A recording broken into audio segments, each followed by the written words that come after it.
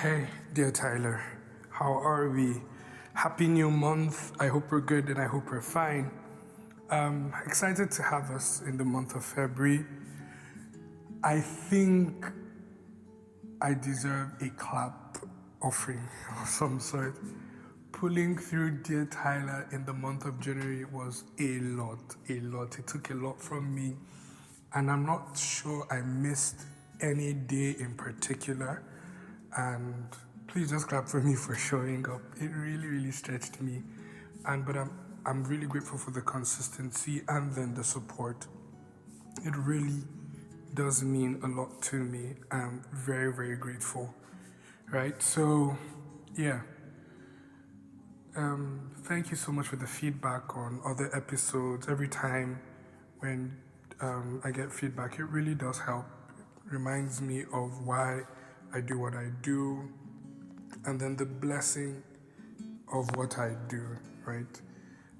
Keeps my heart intact, keeps my mind intact, makes sure that I am doing things in accordance to design and purpose, right? So, the last episode that we had and we discussed was, very personal. It get very personal for me. I think I made mention of the fact that, I was not going to take a lot of time, and by the time, I started talking, it just changed. Yeah, it was still pretty long, right? But I'm really glad for how God has been able to help us so far. And we're going to continue in that light, right? So I know typically for almost every other person, February is like the month of love. So I'm sure everybody's thinking of like, we're going to do love episodes. We're going to talk about love. We're going to talk about relationships. We're going to talk about all of that. And yes, we will. We will to an extent. At some point, we will do that, but not just yet. I remember in the previous episode, I had, while talking, a thought dropped into my mind, and that particular thought is what is inspiring this episode, right? And the title of this episode is Algorithms. Algorithms. Now, if you're not in the tech space, that word would be a bit strange to us, right? A bit strange to us. Now, an algorithm, in like simple terms, are like a flow of codes, right, that leads to a particular outcome. Like a flow of codes that lead to a particular outcome. So, for instance, if you want to create a computer program that adds two numbers, right? The algorithm would read something like this, right? Ask for first number, right? Right. Then ask for second number, then add two numbers, and then print out the sum of the two numbers, right? So that's how, just like in a very simple term, how an algorithm is, or what an algorithm generally is. I studied computer science partly while I was in ABU Zaria. I did computer science, and as at the time when they spoke about, algorithms, it didn't make sense. I learned computer science in a very analog way. I learned how to write codes, or they taught me how to write codes in a very unconventional way that did not give me a good idea on the particular topic, the whole computer science thing. And it just made it very difficult, So a lot of our exams, we were writing the codes on sheets of paper. You really couldn't, figure out what it all meant and all. But after some time, when I moved to Bauchi, and then I started doing information technology, got access to a laptop, started doing other things, it really started making a lot more sense to me. right? So I know the whole concept of algorithms may seem big, but let me give another instance that may be a bit more relatable. Have you noticed that if you're especially into social media, right? So you've got Instagram, you've got Facebook, you've got TikTok, you've got YouTube, right? Now, have you noticed that when you search for certain things for a long period of time, those are the things that get recommended to your feed. Those are the things that get recommended to your feed. Now, how that works is an algorithm. The algorithm keeps on reading your request. Oh, he searched for food today. He searched for food the next day. He searched for food maybe 10 times. Out of 50 searches that he made, 35 had to do with food. Or out of 100 searches that this individual made, 90 of them had to do with music, and a particular kind of music. So it seems like the interest of this individual is either food, music, fashion, design, tech, finances, spiritual matters, relationship matters, whatever it is. And then the algorithm begins to feed you with what it has noticed your search has been, right? Now, it doesn't just look at your search, but then it also looks at your likes. So every time you see a particular video, right, that intrigues you, and then you like that video, it gets registered on the system, and it begins to build an algorithm that pushes content, similar content to you, right? It happens on streaming platforms. So for instance, you listen to music on like Spotify, Apple Music, or YouTube Music. The more music you listen to, and especially when it revolves around a particular genre, right, or a particular artist, they begin to push different artists, similar artists, right? So either they have the same genre, maybe vocal type, or maybe they've done collaborations, right? So you can see that things are deliberately programmed to meet what you have searched over time with, right? What you have searched, right? This thing I just said, I think I confused myself, so pardon me. But all of your searches, all of your likes, all of your comments, right? They build up a repository for these platforms to know what you would like, or to be able to make a good enough guess as to what you'd like.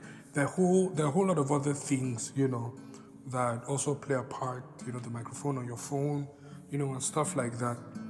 And just general discussions, But in general, your searches, your search history, your likes, your comments, and all of that, they play a vital role in creating an algorithm, right? That brings what they assume you would like most of the time. So you can see that your search history on Instagram, your search, or your recommendations rather on Instagram, your recommendations on YouTube, your recommendations on Facebook, recommendations on Twitter, that's X, or whatever social media platform, it's not random. It's not random at all. Your search might have been random initially because you are an individual and at any point in time, you may just be inspired to look up, music. You may be inspired to look up fashion. Or you saw something that intrigued you today and you'll be like, let me look at it, right? So those are just coincidences, right? But then what you see on your social media feed, right, is a programmed thing. It's a programmed thing. Now, it means that you can determine what social media presents to you based on the things that you consistently search, based on the things that you consistently like, based on the things that you consistently comment on. If you dislike a particular video, in as much as it does not do well for the person that posted the video, it's also giving that particular platform an idea as to the things that you don't like and the things that you do not find, good enough, right?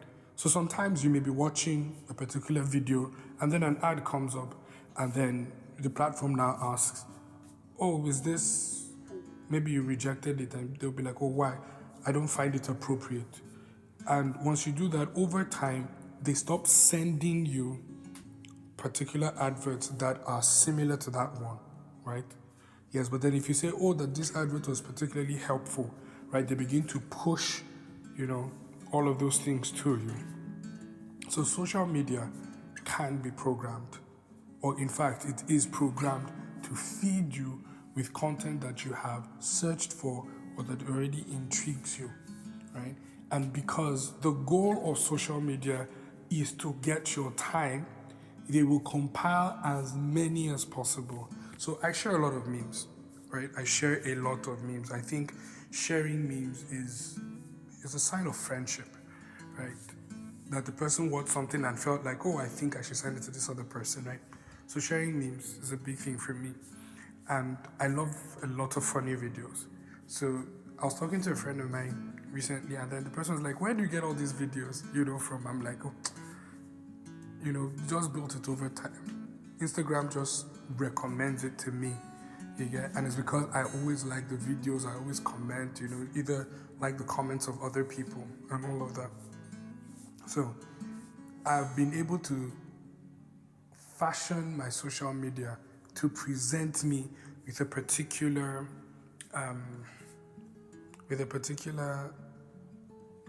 line of content.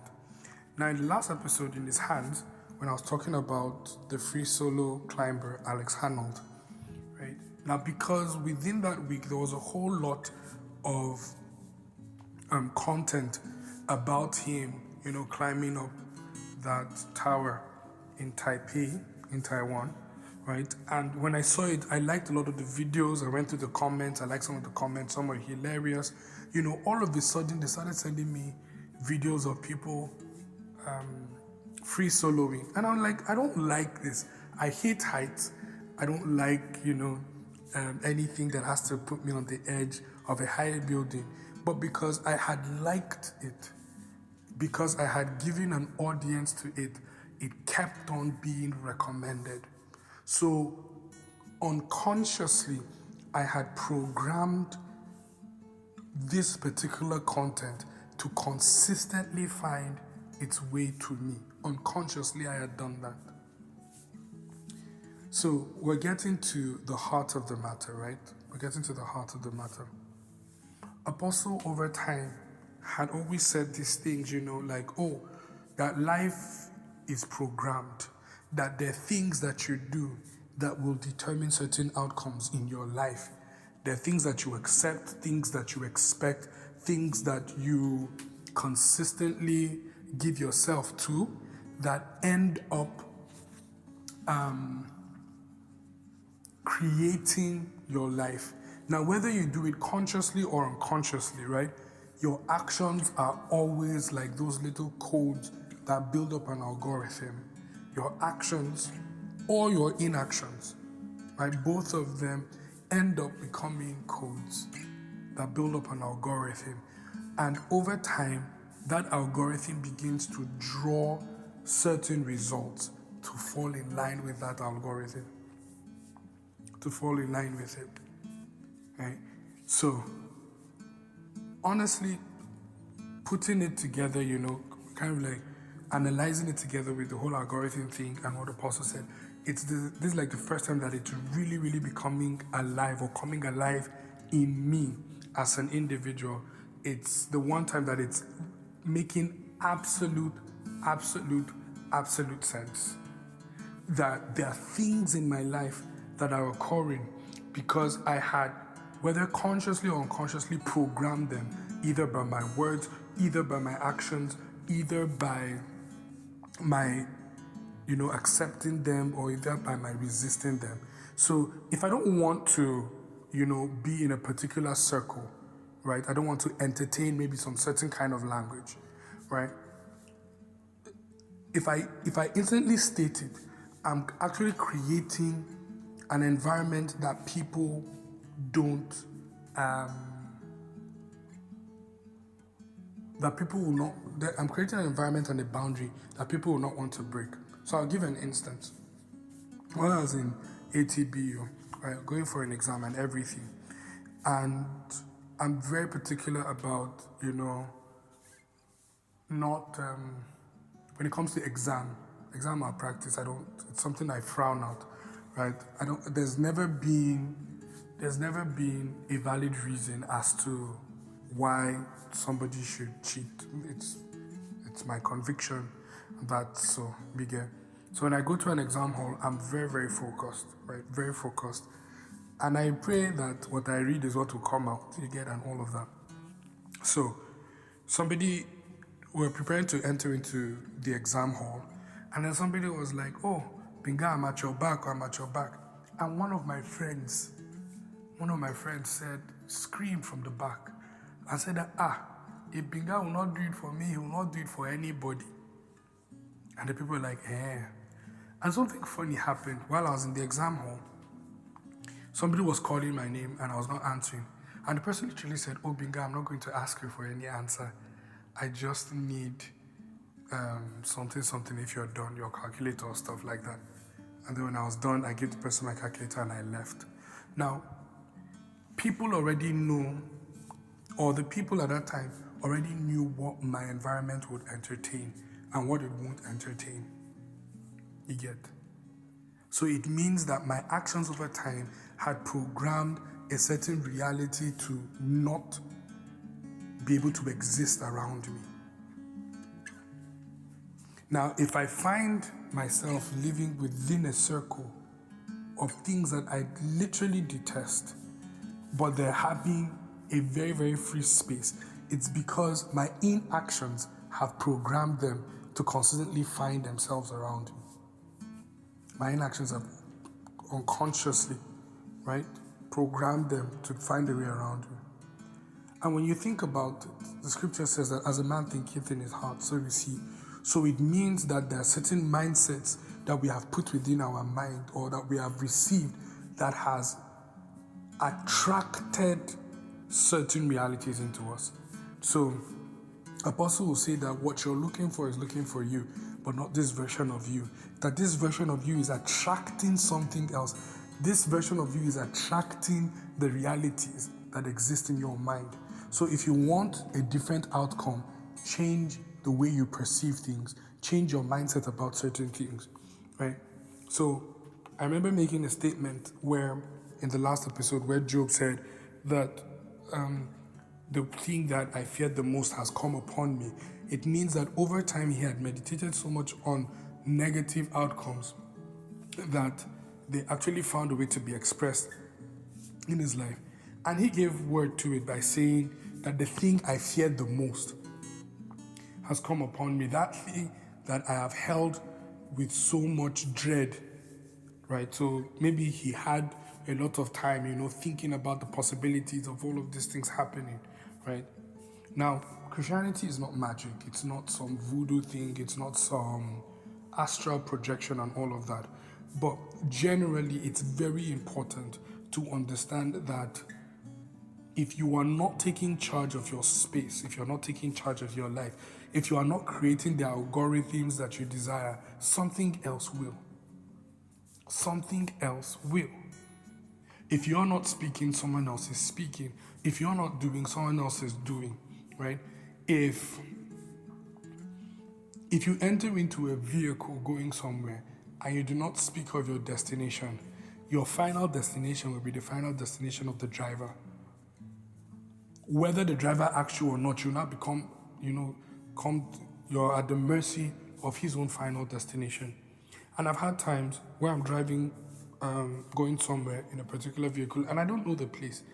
And God has helped me because I used to be very, very shy, even up to the point of like telling the driver, "Oh, stop," or this, "Oh, I don't know a particular place," you get. And the driver will be like, "Oh, where are you going to?" And I'm like, "I'm going so place." And the person will be like, "Oh no, we passed it, it's already far." And because people will not, it's going to take a lot for people to to take a detour from their own journey so that you can reach safely.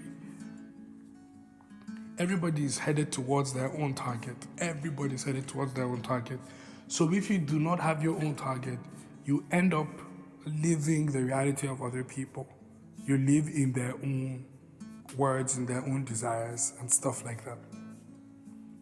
Tyler, it's important that you culture the environment that you want.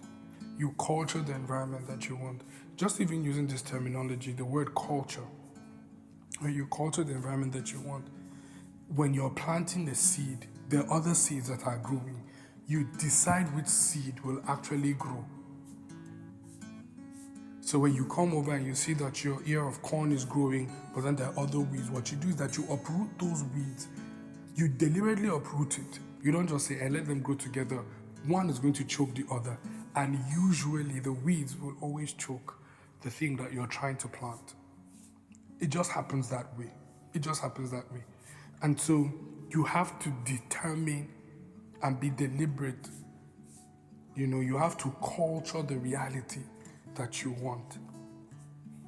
Culture the reality that you want. You can create a system around you that it brings certain things. It brings certain things. And I realized it too, that so the Bible says that he who walks with the wise will be wise, right? So it means that once you begin to shift into certain circles and you begin to change your mindset, something happens. There is a rub-off on you, right? There's a rub-off on you. I'm forever grateful to Apostle Salman. He said that when the student is ready, the teacher would come. When you have built up an expectation for a particular life, the resources that are needed for you to live that life will begin to find their way to you. I will share this, and I think I'll use this as the last thought. When I'm working on my music, and I'm working on my music by God's grace, and hopefully by sometime in March, the first release would be there, right? Now, it was towards the end of last year that I said that I think, I started having this push within my heart to release music. And I was like, I'm going to do it. I don't know how I'm going to do it. I'm going to do it. And all of a sudden, when I built up the courage and took the step towards sharing my music, people started coming and were like, oh, Binga, we need your songs out there. What are you doing? What are you doing? What are you doing? Do this, do this, do this, do this, right? And it just seemed like the moment I decided to take a step, then other things started playing around or started to play in my favor or work in my favor. And people started reaching out and be like, oh, I want to, okay, when you're doing this, please let me know. I want to support it this way. I want to support it this way. I want to do it this way. I want to do it this way. I want to do this, right? So when I deliberately took hold of my worship ministry and taking hold of the gift of songs that the Lord has given me, all of a sudden, it now seemed like all things started working in my favor to be able to achieve that particular goal. And I can tell you that God is faithful. Truly, truly, God is faithful. I have seen people come through for me in so many ways. And I expect more to come. So I'm using this episode to encourage us, right? That you need to understand that life is programmed. Life is truly, truly programmed. And you have the ability and the legal right to determine the trajectory of what your life would be. So take the reins, Tyler, and program it. Program it by speaking the word of God. Program it by finding yourself in a circle where that represents where you are headed to. Program it by having the right mindset. Program it by cutting off the excesses that you feel will be a stumbling block to your achieving that future. Right? To achieving that future. Culture your environment to reflect the reality that you desire. Culture your environment to reflect the future that you desire. Remember, it's programmed. It's all programmed. You are living out an algorithm, and you have the right to change it and to edit it to suit your own desire. Yes. So we did a little bit of tech work today, but I really do hope that this blessed you. Please take charge, right? And yeah, I really do hope this episode blessed you. Please do well to share with others, let people know about Dear Tyler, share your comments and all of that. I would be forever grateful, right? So yeah, so this is me signing out. Remember that I love you, I believe in you, and I am always rooting for you. Bye.